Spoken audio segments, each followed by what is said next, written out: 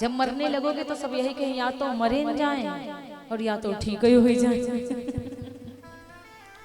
अंत में यही निकलेगा, अरे या तो फिर परेशान हो, इससे अच्छा मर जाए तो कोई चिंता नहीं है, ये फालतू पैसा ना लागे।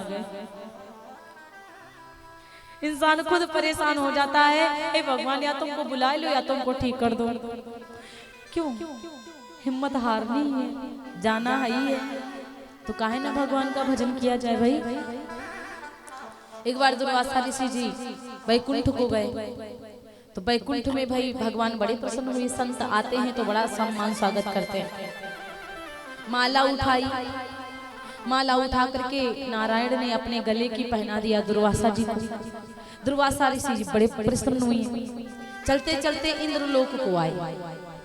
जब इंद्रलोक को आए तो भाई इंद्र ने देखा कि दुर्वासा ऋषि जी आए हैं, तो खूब सम्मान किया, खूब बढ़िया बढ़िया भोजन इत्यादि बनाया, खूब खिलवाया।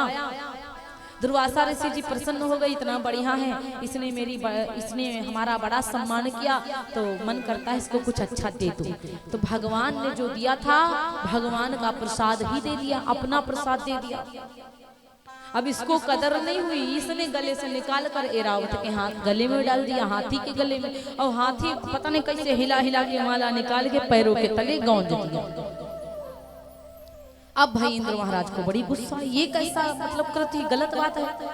तो क्रोध आ गया, तुमको अपनी लक्ष्मी पर, वैभव पर, शांति पे, सुख पे बड़ा अहम है ना, बड़ा अहंकार है, जाओ श्रीहीन हो जाओ, लक्ष्मीहीन हो जाओ। एकदम से शस्त्र अस्त्र सुख शांति समृद्धि सब गायब। अब इसका मतलब ये नहीं कि केवल पैसा गायब, लक्ष्मी केवल गायब हो जाए, पैसा नहीं है तो सुख तो है, शांति तो है, समृद्धि तो है, सम्मान व्यवहार तो है। इसका मतलब लक्ष्मी माता अगर नहीं होगी संसार सूना हो जाएगा। लक्ष्मी का मतलब पैसा ही नहीं है, सुख समृद्धि शांति सब कुछ लक्ष्मी माता है। इसीलिए लक्ष्मी माता के लिए दुनिया मरती है। लक्ष्मी माता नारायण के पास बैठी चरण दबा रही थी, वहां से अदृश्य हो गई, गायब। अब ये बात नारायण के पास पहुंची, नारायण सब समझ गए। इंसानों की भांति ये देवता अहंकार ले आते हैं तनिक तनिक चीज पे। का मतलब निकला घमंड करने से, भाई तुमको राजा बनाया गया, तुमको काका नहीं बनाया गया है। आपको कोई काम यहाँ का सौंप दिया जाए, कहीं का भी आपको काम सौंप दिया जाए तो उस काम को बढ़िया से करिए। इसका मतलब ये नहीं कि तुम्हारा सब कुछ हो गया। आपको हम 10,000 दे दे, मालिक मेन हम हैं, आप नहीं हो, आपको देखने के लिए दिया गया है, खर्चा करने के लिए नहीं। बात सही है कि नहीं है? तो उसी प्रकार मालिक नारायण है, सारा कुछ उनका है, बनाया उन्होंने। केवल इंद्र को इंद्रासन पर बिठाकर राजा बनाया गया कि थोड़ा सा सिस्टम को देखो। अब सिस्टम को देखने का मतलब ये नहीं कि तुम काका बन जाओ, सब कुछ तुम्हें हो गए। अब इसका मतलब ये गलत है ना। तो घमंड आया, सब गायब हो गया। अब राक्षस बड़े अहम में आ गए कि अब तो इनका सब चला गया। अब सब त्राहिमाम त्राहिमाम त्राहिमाम, वैभव चला गया, सुख चला गया, शांति चला गया। अब बताओ लक्ष्मी जी नहीं है, कुछ भी नहीं बचा। खर्चा लेना देना ये करना वो करना, कमाना खाना सब खत्म, मतलब ही खत्म। अब बताओ क्या किया जाए। एक बार आपके यहाँ से, आपके हाथ कभी बिना पैसा बाजार चले जाना तो पता चल जाएगा कि पैसा की कीमत क्या होती है ना। कभी बिना पैसा मार्केट चली जाना तो पता चलेगा लक्ष्मी का मतलब होना पास में कितना। समझ रहे हो ना। लक्ष्मी माता जब नहीं होती तो शांति नहीं होती है घर में। यही होता कि पैसा नहीं है, लौकी खाने का मन करता, कैसे खावें, हाँ? यही होता है। अब पैसा रखा रहता है तो भले कुछ भी हो जाए, शांति तो है मतलब भर काम चलता ही है, कोई दिक्कत तो है नहीं। और अगर वो ना बचे तो सोचो। तो लक्ष्मी का मतलब शांति सुख सब कुछ माता लक्ष्मी है। अब देखो सब देवता भगवान नारायण के पास गए, प्रभु रक्षा करो, प्रभु रक्षा करो। भगवान कहते हैं इंसानों की भांति अहंकार करते हो, जाओ समुद्र का मंथन करो। समुद्र का मंथन करो तो देवताओं राक्षसों से मेल करके, क्योंकि उनके पास भी कुछ नहीं बचा, सब कहीं से लक्ष्मी गायब है, राक्षसों के पास भी कुछ नहीं है। कहा समुद्र का मंथन करो। अब जब समुद्र के मंथन करने की बात आई तो देवता बड़े होशियार हैं भैया। देवता राक्षसों से कहते एक काम करो, चलो हम सब मंथन करते हैं, अमृत निकलेगा तो तुम्हें देंगे। कहा अमृत निकलेगा तो आपको दिया जाएगा। अब जब भैया ये बात हुई तो देवता राक्षसों को लगा अमृत निकलेगा तो हम भी पिएंगे, हम भी पान करेंगे। अब इसी लालच में वो चले गए। अब मंदराचल पर्वत भगवान नारायण भी लाने की सहायता करी और बाली जो था वो भी। मंदराचल पर्वत लाया गया और समुद्र के बीच में रखा गया। अब भैया वासुकी नाग को बुलाया गया, जो भगवान गले में डालते हैं, लोधेश्वर महादेव के गले में वासुकी नाग को बुलाया गया। और जो वासुकी नाग को बुलाया गया तो पर्वत उसमें मंदराचल पर्वत में लपेटा गया। अब फन उधर पूछ इधर। देवताओं से कहा भाई तुम लोग तो, राक्षसों से कहा तुम लोग तो भाई महान हो, बड़े भाई बलवान हो, आप लोग किधर मतलब लगे। तो उनको अहंकार आ गया, हम बलवान हैं तो पूछ की तरफ लगा, बलवानी का है कि इससे अच्छा मुंह पकड़े, फन पकड़ लिया। और जब ऐसे ऐसे मंथन करते तो विष की झाग निकलती तो राक्षसन का मुंह करिया था और करिया हो गया।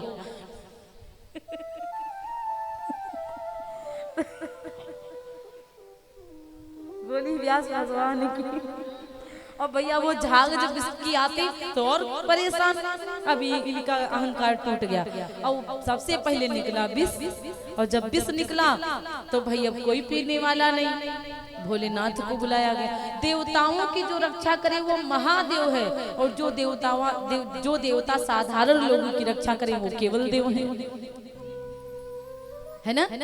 इसीलिए उनको महादेव कहा जाता है। सबको कहा जाता है हे देव, उनको कहा जाता है महादेव, क्योंकि वो देवताओं की रक्षा करते हैं। कालकूट नाम का विष निकला और जैसे पीने के लिए उठाए विष, पार्वती मैया जी आई, स्वामी आप विष को पिएंगे, आपके हृदय में दो लोग रहते हैं, तकलीफ होगी ना उनको, एक तो मैं और एक तो आपके आराध्य देवता राम नारायण।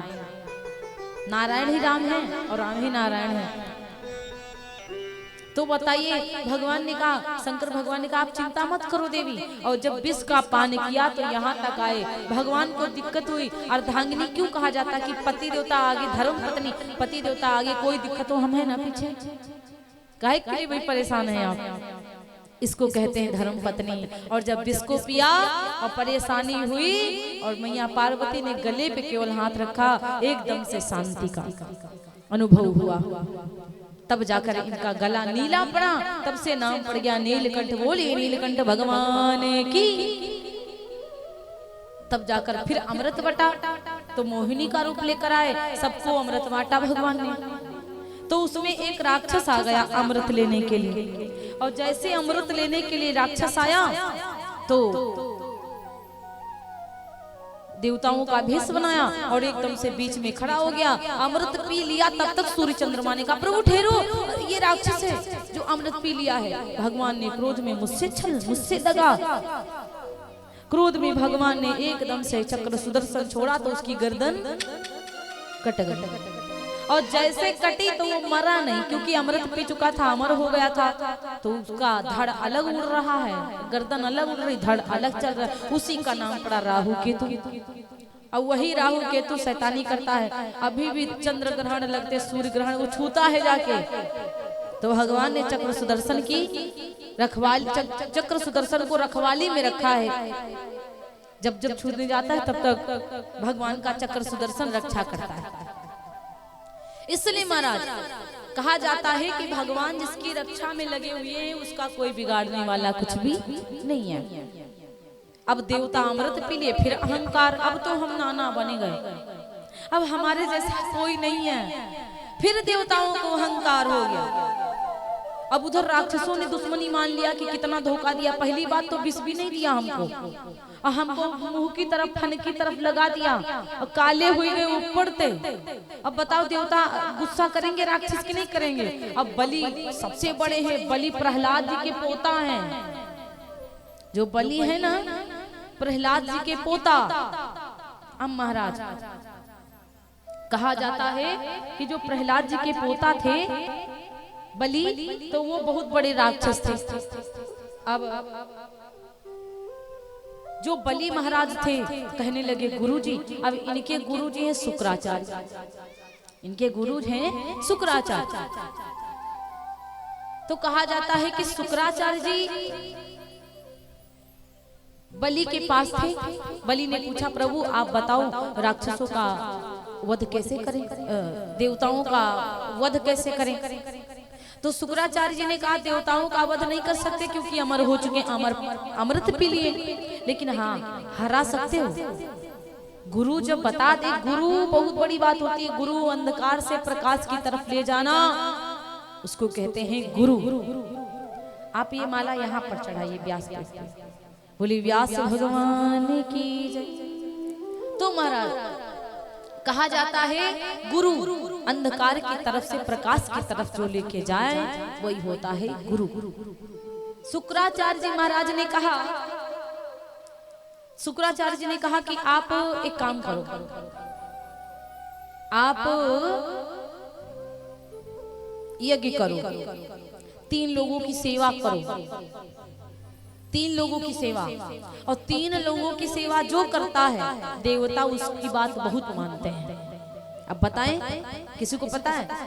एक तो गौ सेवा,